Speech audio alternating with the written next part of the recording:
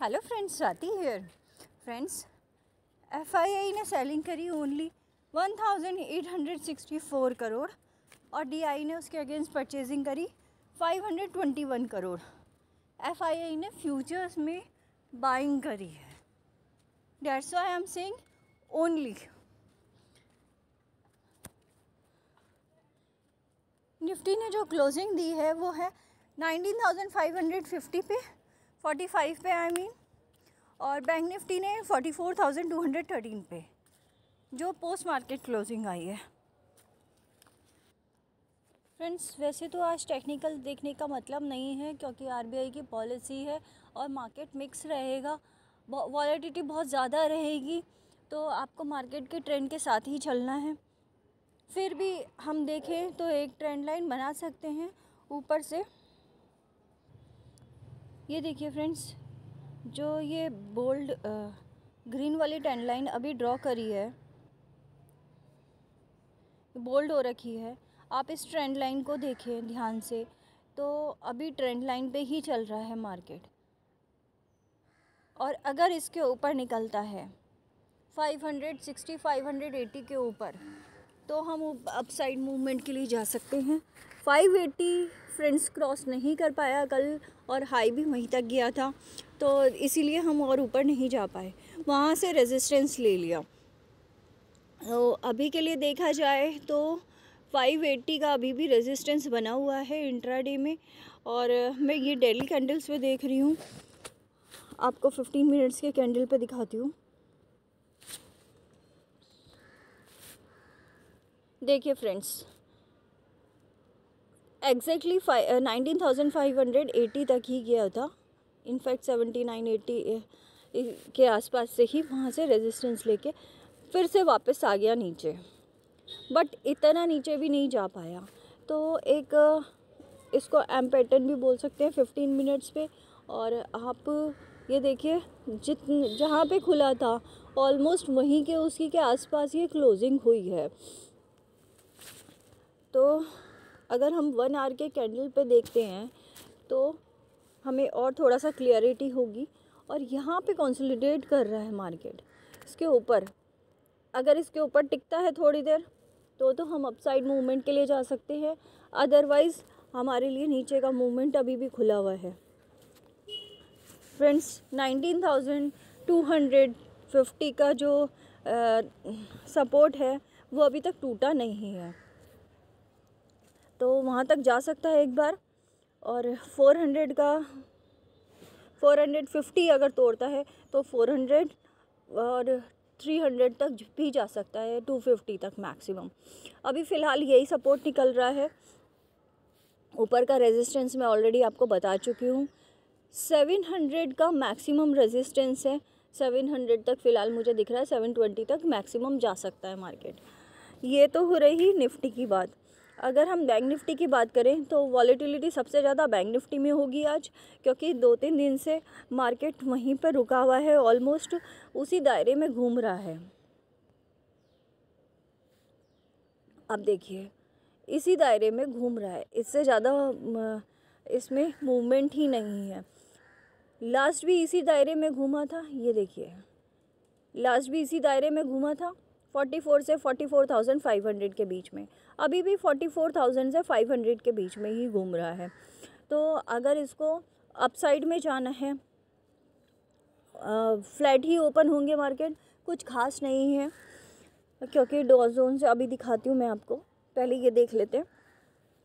44,250 के ऊपर अगर टिकता है तो हम 44,500 और 44,800 तक जा सकते हैं। आज मैं बड़े बड़े लेवल इसीलिए बता रही हूँ क्योंकि बैंक निफ्टी में सबसे ज़्यादा वॉलेटिलिटी होगी आरबीआई की पॉलिसी को लेके। आरबीआई का पॉलिसी का सबसे ज़्यादा इम्पैक्ट, चाहे पॉजिटिव हो चाहे नेगेटिव हो, सबसे ज़्यादा इम्पैक्ट बैंक निफ्टी में पड़ेगा। निफ्टी के शेयर्स ड्रैग हो सकते हैं। और फिर निफ्टी, ऑफ कोर्स फिर निफ्टी का भी बैंक निफ्टी की तरह ही बिल्कुल ट्रेंड चल रहा है।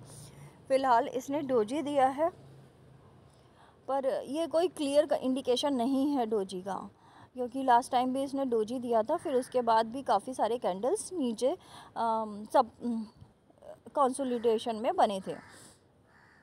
आप ये देख सकते हो। तो आज का दिन बहुत ज़्यादा इम्पॉर्टेंट है। आरबीआई की पॉलिसी को लेकर जरा सी भी पॉजिटिव न्यूज़ आती है तो बैंक निफ्टी तुरंत ऊपर जाएगा, और जरा सी भी नेगेटिव न्यूज़ आती है तो बैंक निफ्टी बहुत ज़्यादा नीचे जाएगा। बैंक निफ्टी को ड्रैग करते हुए फिन निफ्टी भी मूवमेंट ले रहा है। अभी फिन निफ्टी जो है निफ्टी पे नहीं मूव कर रहा, बैंक निफ्टी पे मूव कर रहा है। तो आप इस चीज़ का ध्यान रखिएगा, कौन किसके ऊपर मूव कर रहा है। स्टॉक्स इसमें सबसे बड़े प्लेयर्स, उन्होंने कोई कंट्रीब्यूशन नहीं दिया कल के दिन, जैसे रिलायंस, एचडीएफसी, बैंक निफ्टी का, और रिलायंस अदानी आपका निफ्टी का।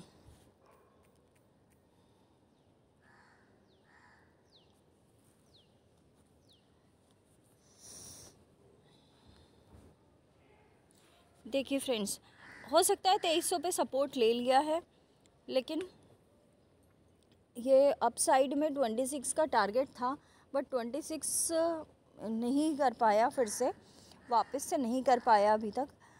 अब देखते हैं कि नवंबर दिसंबर में क्या ट्रेंड रहता है, क्योंकि इसने जो नीचे लो लगाया था वो 2200 का लगाया था, हो सकता है इस बार 2300 का लगाया। तो अब इसके बाद ऊपर से वापस से आ सकता है, क्योंकि वॉलेटिलिटी अब इसमें रिलायंस में शुरू हुई है। क्रूड ऑयल गिरा है।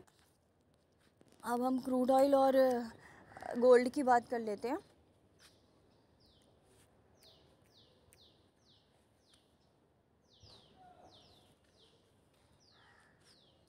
क्रूड ऑयल फ्रेंड्स 6935 पे क्लोजिंग हुई है, जबकि ये ऊपर ही खुला था और ड्रैग करते करते 6800 तक भी गया था, बट थोड़ा सा अपसाइड में हुआ है। खुला आज ओपनिंग हो सकता है थोड़ा सा ठीक ठाक हो सकती है, या ऑलमोस्ट फ्लैट हो सकती है। यहाँ से फ्रेंड्स अब ये फ्लैग एंड पोल अगर बनाएगा तो इसका टारगेट थोड़ा सा और निकल के आ रहा है नीचे का।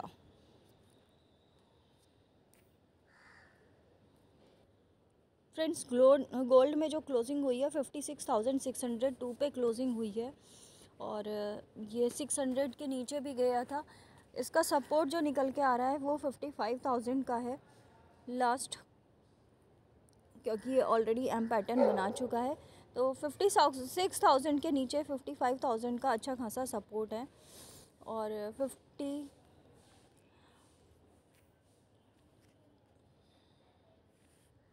अगर हम सिल्वर की बात करें तो सिल्वर में काफ़ी अच्छी खासी बाइंग हुई है। पर क्लोजिंग जो है वो 66,785 पे हुई है। वॉलेटिलिटी कल रात काफ़ी ज़्यादा थी, मैं नोटिस कर रही थी, इसीलिए डॉ जोन्स जो है इसने थोड़ा सा मतलब 9 पॉइंट्स नेगेटिव में क्लोजिंग दी, बट इस 160 पॉइंट्स नेगेटिव में भी इसने दिया था, और पॉजिटिव में भी 100 पॉइंट्स के आसपास गया था ये 50 और 80 के बीच में। बट जो क्लोजिंग हुई है, हम क्लोजिंग की बात करेंगे तो नस्दाक में भी क्लोजिंग फ्लैट ही हुई है, और डॉ जोन्स में भी फ्लैट ही हुई है। फ्यूचर्स भी अभी फ्लैट ही चल रहे हैं, कुछ खास फ़र्क नहीं है। विक्स फ्रेंड्स 18.37 है और 18.49 है, तो इसमें भी विक्स में भी कुछ खास फ़र्क नहीं है। हमारा गिफ्ट निफ्टी जो है वो हो सकता है फ्लैट ही ओपन हो। 560 और 80 के बीच में फ्रेंड्स हमें कुछ नहीं करना है। 580 के ऊपर अगर सस्टेन करता है थोड़ी देर तो ही हम ऊपर की साइड जा सकते हैं। और इसमें कमोडिटी हम ऑलरेडी देख चुके हैं, पर फ्यूचर्स में गोल्ड काफ़ी अच्छा खासा बाइंग चल रही है, और सिल्वर में भी अच्छी खासी बाइंग चल रही है।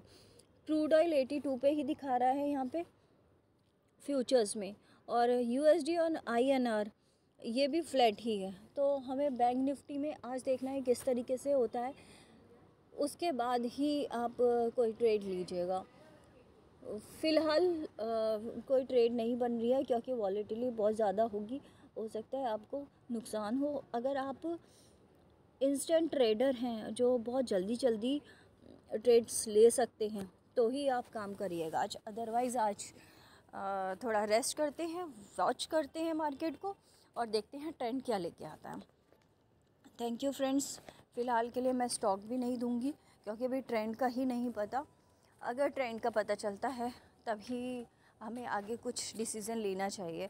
कंफर्म होने से पहले हमें डिसीज़न लेने से पहले हमें बहुत ज़्यादा कंफर्मेशन लेनी चाहिए।